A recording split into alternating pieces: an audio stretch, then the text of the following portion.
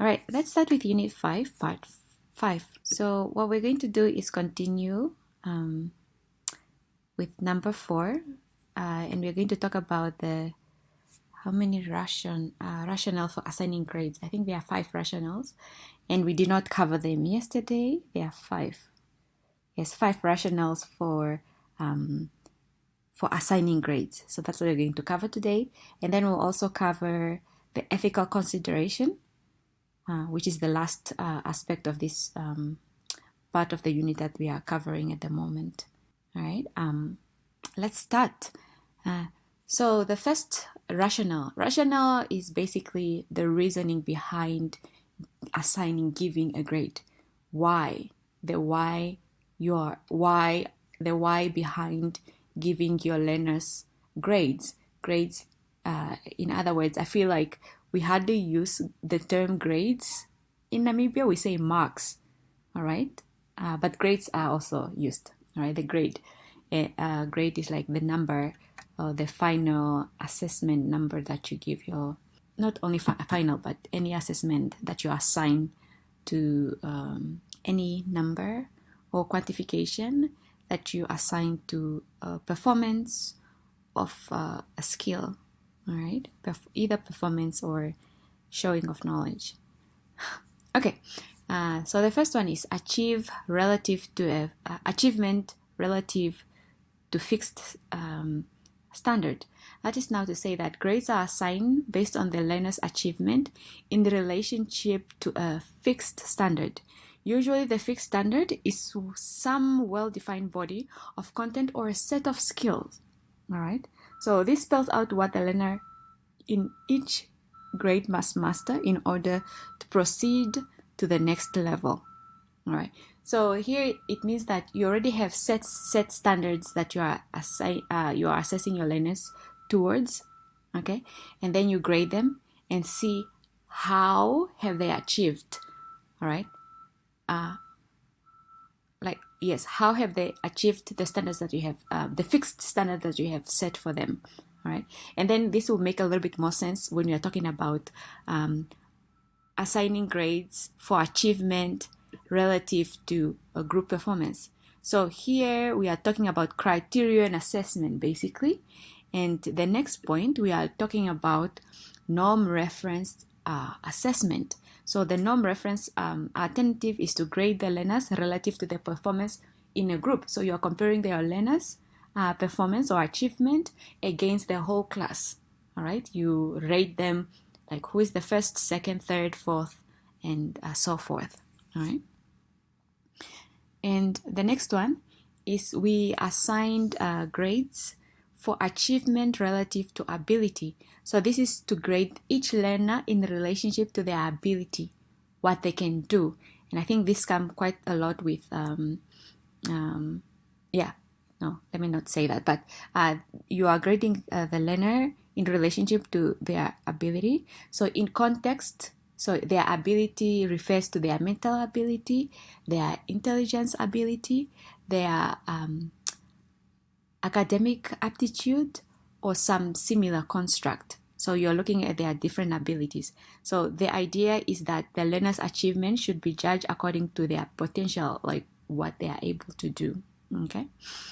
And then the next point, we assign grades for achievements relative to their effort. A rationale similar to that of achievement is relative of ability. Yeah, somewhat ability. What can they do? But then effort here is depends in part of their effort expended. Like what energy do they put in?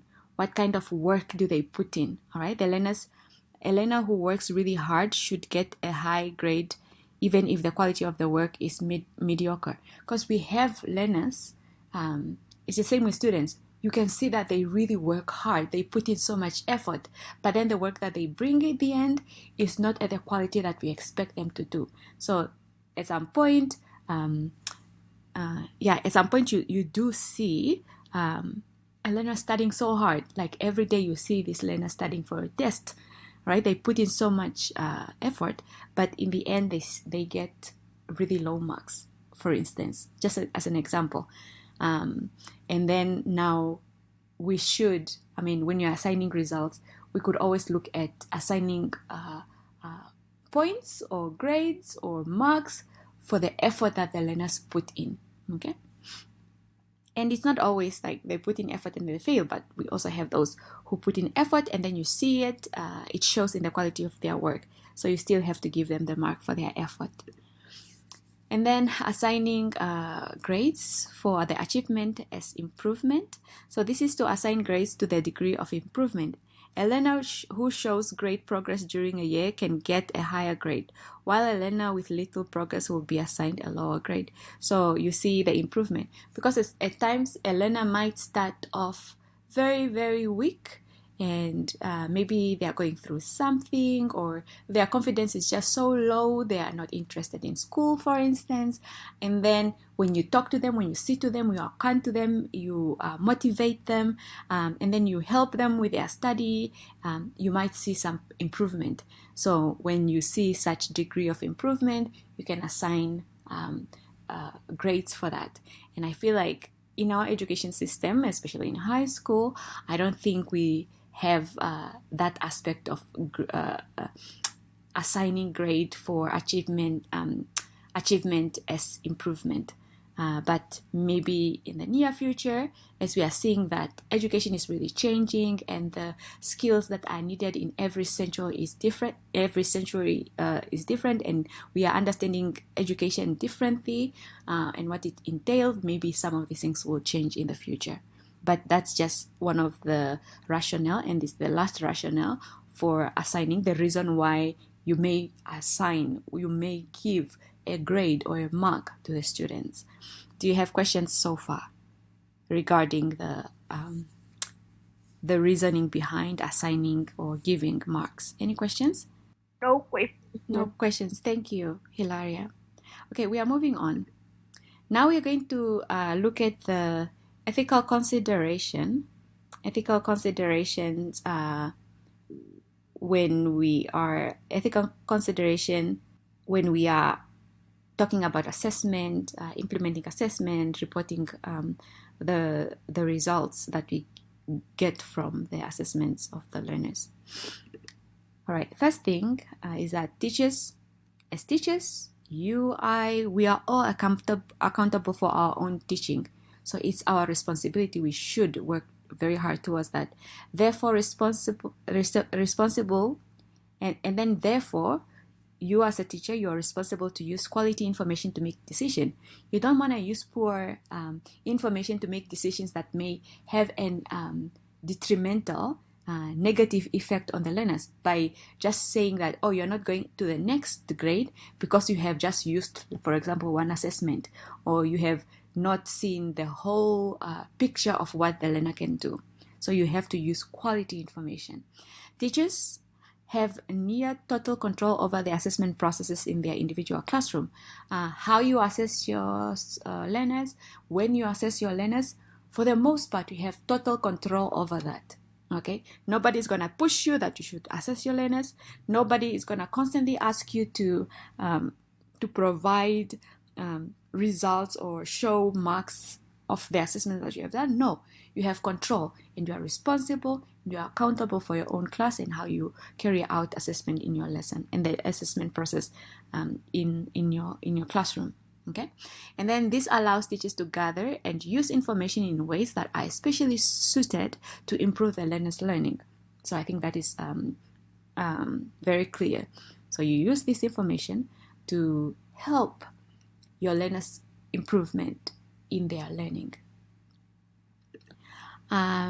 So now we are going to look at how many of these considerations. I think there are 6 responsibilities. So we're going to look at the 6 responsibilities that are that have an important ethical that can have important ethical considerations. So the responsibilities that have important ethical consideration. So the first one is crafting assessment procedures. All right. So when you develop your own assessment procedures, you are responsible to design them, and make sure that they are of high quality. All right. That's why when it comes to creating assessment, don't wait until the last minute to create your assessment. Start working on it over time to ensure that it is of good quality, and it's going to provide you good quality information as well to make your decisions. Number 2, choosing assessment procedures. When you choose or select assessment procedures that are designed by others, you must make sure that they are appropriate for the use you have in mind for them. Don't be the type of teacher, just the one that go to the question paper file, all right, question paper file, and then just pick out whatever question paper it is there to give your learner because you told them, oh, tomorrow you have a you have a test. And then because you have not planned your assessment over time and you have not reviewed your questions well, what you end up doing is just going to the question paper file, or even just get some question on the internet and then create them as the test items to give your learners a test for the sake of test. That is not appropriate. You have to make sure that you adjust them in such a way that they are going to assess the points, the objectives that you have covered during that period of time that you want to assess your learners. Okay, so just make sure you change it. You change it in such a way that it's going to be appropriate for assessing if the learners have attained the objectives that you have presented in the classroom, and then it's going to serve the purpose that you want it to serve. All right, so keep that in mind. The third responsibility is administering assessment procedures. So when you administer assessment procedures, you have the responsibility to ensure that your administration process are fair to all learners and that it will not result in I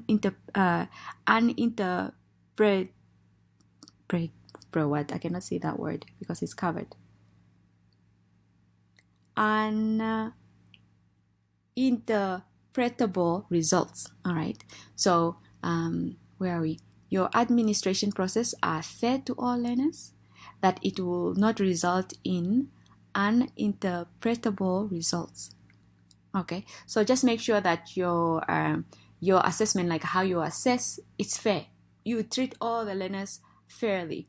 I know at times when you get into the class, you have got some of the kids that you tend to favor because they are so sweet, they are so kind, they are very helpful. But when it comes to assessment, you treat them all the same.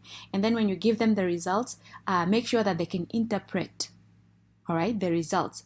What are these results about? What have they covered? How did you understand? How did you assign the results to whatever part to whatever assessment you have done in your classroom? And then the next point, scoring assessment results. When you score your learners' responses to assessment, what do? You have the responsibility to evaluate the responses accurately and report the results to the learners in a timely manner. So you grade your paper, and then you grade it accurately. Don't do it when you are too tired, for example, or when you are overwhelmed, and then grading so fast just for the sake of finishing. I know we have to grade very fast because we have a lot of learners, but make sure that in the end, you don't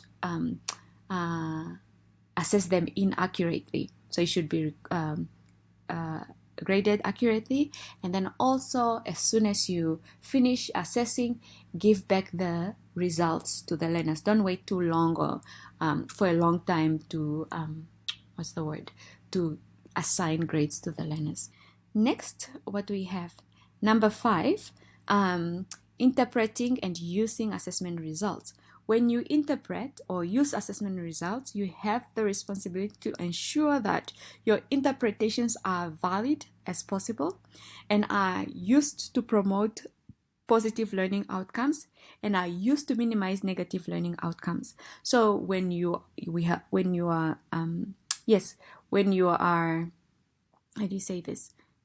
are done grading, you are interpreting the results, and then you use them. And then during your interpretation, make sure also that you promote, because what do we do sometimes when we are grading our learners? What do we focus on? We are always focusing on the negative outcome. It's like You really are grading your learners for the sake of seeing who failed.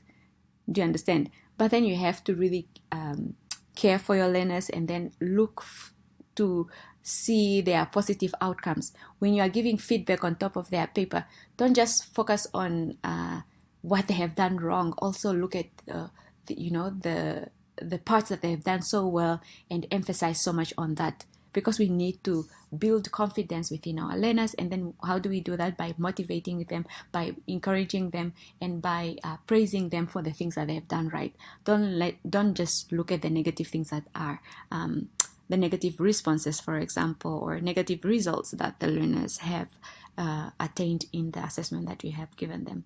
And then communicate assessment results. When you communicate assessment results, you have the responsibility to provide complete, useful, correct information about your learner's performance that you also promote positive learning outcome. All right. So you make sure that they are complete. Don't just give partial assessment. They are complete. And then the results are also useful, like it's going to show them their progress or their improvement or how they have done on certain standards that you have done. And then you can also say something about how they are performing within the class. Like, are they average, are they top, or are they the bottom? If they're at the bottom, it is now for you to encourage them to work a little bit harder, encourage them to come and see you when they have problems within your lesson. Do you understand? Like, we have to be those kind of teachers who really want their learners to succeed. All right. Don't just focus on the things that they are doing wrong. Like, for example, if you see that they are performing so poorly, then you keep poking on that, not in a manner that will help them improve in any way, but rather just to demoralize them.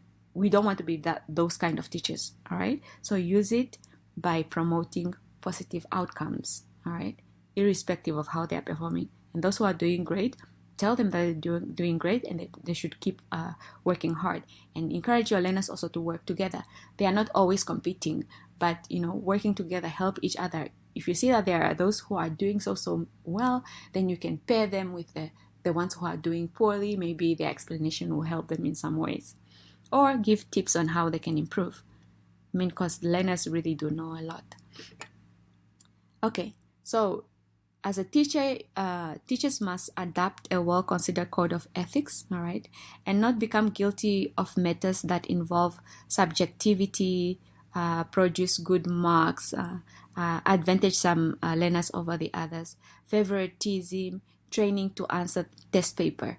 All right, so these are aspects that are, considered as code of ethics.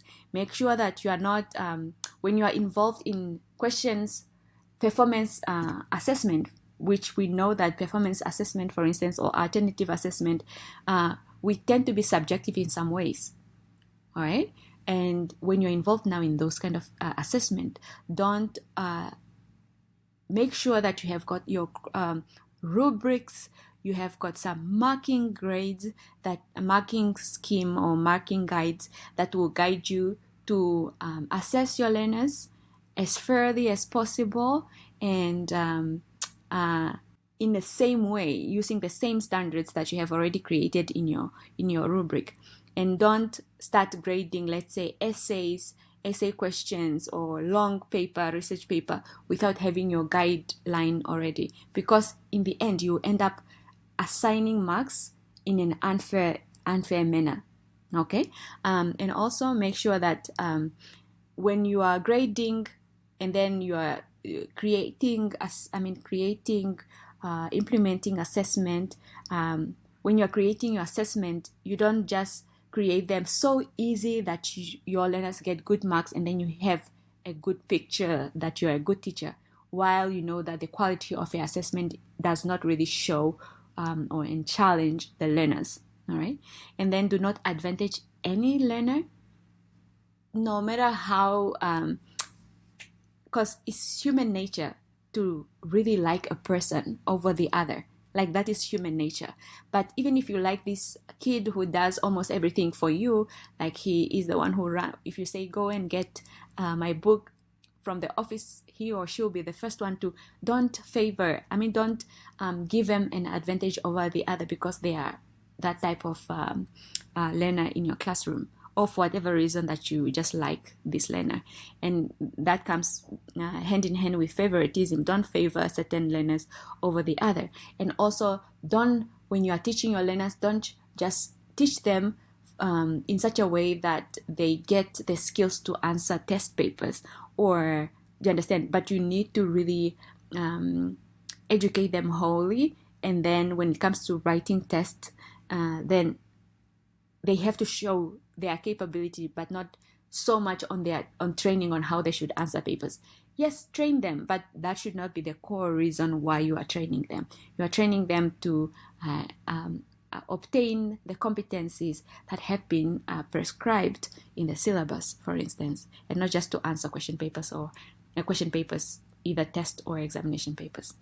So the ultimate benefactor of the teacher's effort, namely learners, must be deemed too important for a teacher to engage in a fast or loose ethical behavior. So we should behave ourselves well, all right? Especially when in regard to how we are assessing them, because we are talking about assessment here. And also in other ways, like how you relate to your learners. Don't be super friendly, that they will become disruptive in the classroom, or be too rude, and that they will not be performing well in the classroom either. But, behave yourself in an ethical manner, in a way that is regarded as professional. So teachers should always live up to the scrupulously high ethical standards, all right? So really high ethical standards that are considered as good ethical standards, basically. So that I'm trying to say there. Okay, now we are moving on. Where are we going? And then investigate the design of the assessment plan for the country as well as the classroom. Oh no, what am I talking about? I'm going on. So that is the end of the ethical consideration. So this section of the class is done. And what is the next thing? What did we cover in this class? I'm really tired, aren't I? What did we cover in this class so far in this unit? I feel like this is the longest unit that we have ever done. But anyways, what did we cover? We looked at you investigate the design of assessment for the country as well as the classroom, but I feel like it was really so much more general. It's not so much content specified. Like for Namibia, we're not talking so much about Namibia. It's just like in a general way. But also for the classroom, yes, but not so much. We can't really say for Namibia exactly, but we have spoken about Namibia, the context of Namibia here and there. And then the next thing, explain the issues to keep in mind when implementing an assessment plan. We have spoken about that. And then next, discuss the challenges that comes with assessment. We have spoken about that. We've covered that. And then critically analyze the challenges in the Namibian education system. Okay, we have roughly discussed that as we were talking about certain things, like we always relate back to Namibian context in some ways. And then investigate ideas on how to use assessment to improve learning. And this is the last part. Investigating ideas to use assessment to improve learning. So that's also what we have done. The 2 slides are not in the notes that I've uploaded. All right, thank you so much, Hilaria, for letting me know. I'll ensure that I update it when I give it to you. All right, and most of the lessons on Unit 5 are uploaded on Moodle.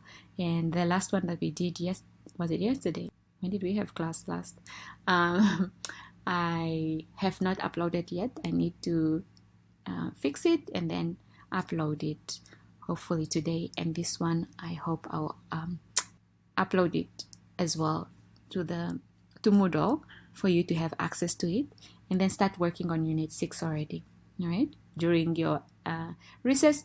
Like recess is a time for a break also, but make also time to start studying and don't wait until the last minute. So our assessment will be on this day, which is a Thursday. It's gonna be on a Thursday, which is gonna be the 2nd of September. So assessment, the test will be on the 2nd of September.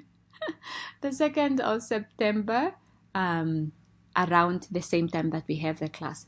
And I urge you to have internet connection, good internet connection, so that you take the test at the same time on the 2nd of September after recess. All right? Any question? No, not December, Simon. September. Let's not wait until let's not wait until December to write. That would be too late. You should have finished your Nande. You should have finished your examination already. Okay? That's the end of Unit 5. End of Unit 5. Will that be our last test? No, this is like our second test. And we have 1 more, 2 more. And then the units that you need to study is Unit 4, 5, and 6. So 6 will cover, I will record, then I'll put it up. It's up to you to cover them during the recess or on Monday or Tuesday. All right? But start studying already. I'll provide the notes for Unit 6 already to go ahead with it. And then you come along. If you want more explanation, I'll explain the notes in the video that I'm going to upload. Any other questions? And you're welcome to unmute yourself and ask your questions. You don't need to just write all the time. All right, if there are no questions, ladies and gentlemen, we have come to the end of Unit 5 and the end of our lesson for today. All right, thank you so much for coming. I see Rauna is typing. I'll wait for him. Her. Sorry. Yeah, that's about that. And then if you have other questions too, you can post them, message me on Moodle, or I think Moodle is the best because sometimes the emails I don't see them. Units to study, Unit 4, Unit 5, and Unit 6. Thank you so much. All right, ladies and gentlemen, goodbye.